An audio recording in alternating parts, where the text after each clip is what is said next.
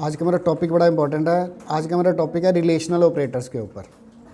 पहले तो हम समझेंगे अभी तक हमने कितने ऑपरेटर समझ लिए हैं। सबसे पहले हमने समझा था असाइनमेंट ऑपरेटर। ये क्या करता है, ये अपने राइट हैंड साइड की वैल्यू को असाइन कर देता है। कहाँ असाइन कर देता है? Left hand side. यानी कि जो भी वैल्यू राइट हैंड साइड पे है वो उठ के कहाँ चली जाएगी?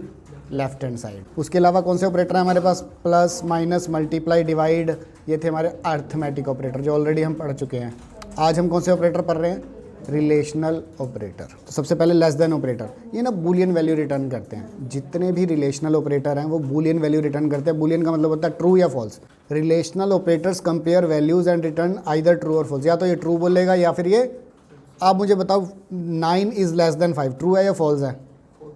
फॉल्स है ना, क्योंकि 9 तो बड़ा होता है। 9 इज़ ग्रेटर देन 6 ट्रू है या फॉल्स है? ट्रू है जी, तो ये ट्रू बोलेगा। कौन बोलेगा? रिलेशनल ऑपरेटर बोलेगा, यानी कि रिटर्न करेगा कौन सी वैल्यू? Boolean value. बूलियन में दो ही वैल्यूज हो सकती है, या ट्रू या फिर फॉल्स।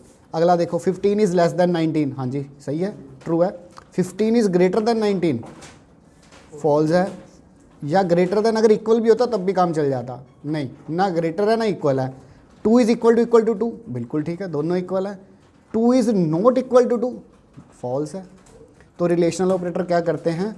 बूलियन वैल्यू रिटर्न करते हैं, या ट्रू या फिर फॉल्स। इफ़ कंडीशन लगानी है, इफ़ यहाँ पर लगेगी कंडीशन। अगर तो वो कंडीशन ट्रू हुई तो ये वाला ब्लॉक चलेगा, नहीं तो नहीं चलेगा। तो ये मेरा ट्रू ब्लॉक है। कंडीशन किसकी मदद से लगाई जाएगी? कंडीशन लगाई जाएगी इन रिलेशनल ऑपरेटर्स की मदद से। इफ़ के बाद क्या लगानी है आपने? कंडीशन। अगर तो कंडीशन ट्रू हुई तो ये वाला ब्लॉक चलेगा, नहीं है तो ये वाला ब्लॉक नहीं चलेगा। हाँ, इसके लिए आप फॉल्स ब्लॉक भी बना सकते हो। मैं एक न्यू शीट लेता हूँ यहाँ पे। इफ़ के बाद क्या लगेगी यहाँ पे?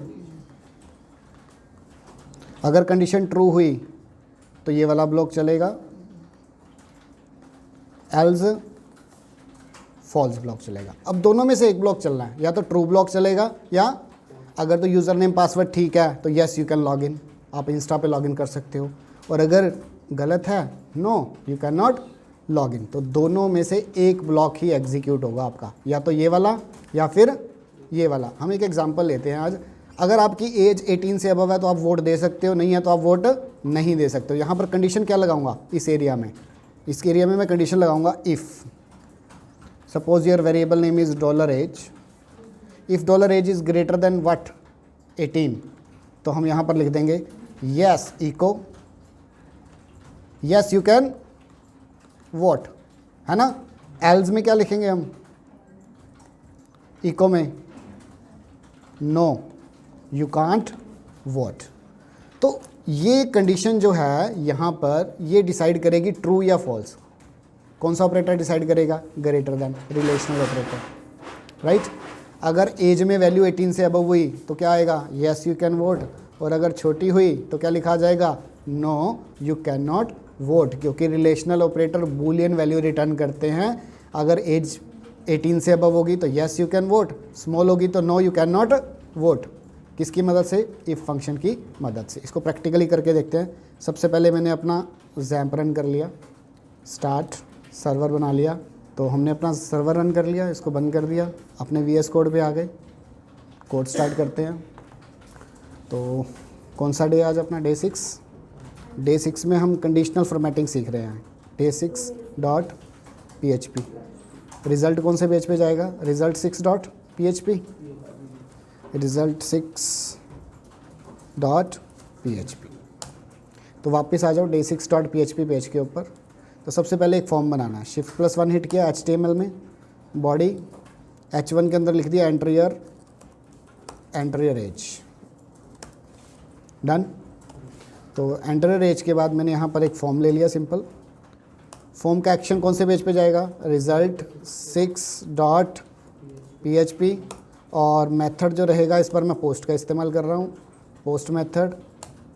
और यहाँ पर मैंने एक ले लिया input type is equal to text, और उसका जो नेम मैंने ले लिया वो ले लिया एज। एक बटन लेना है, BR टैग लगा लिया नेक्स्ट लाइन में आने के लिए, सबमिट, क्योंकि मुझे बटन चाहिए, है ना।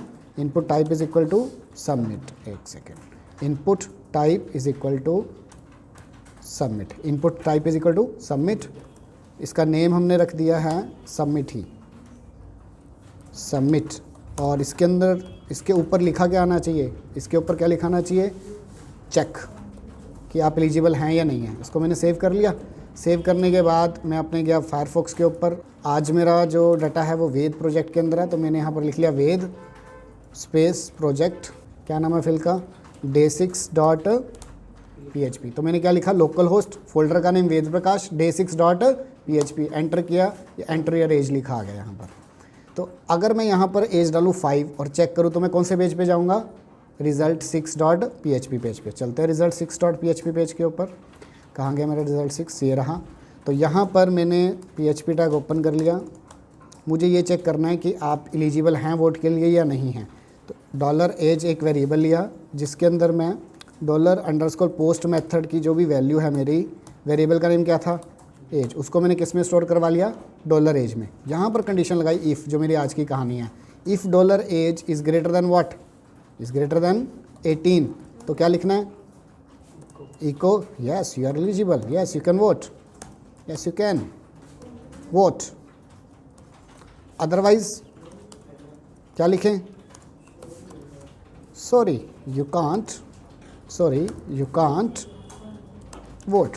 बस इतनी सी कोडिंग है हमारी।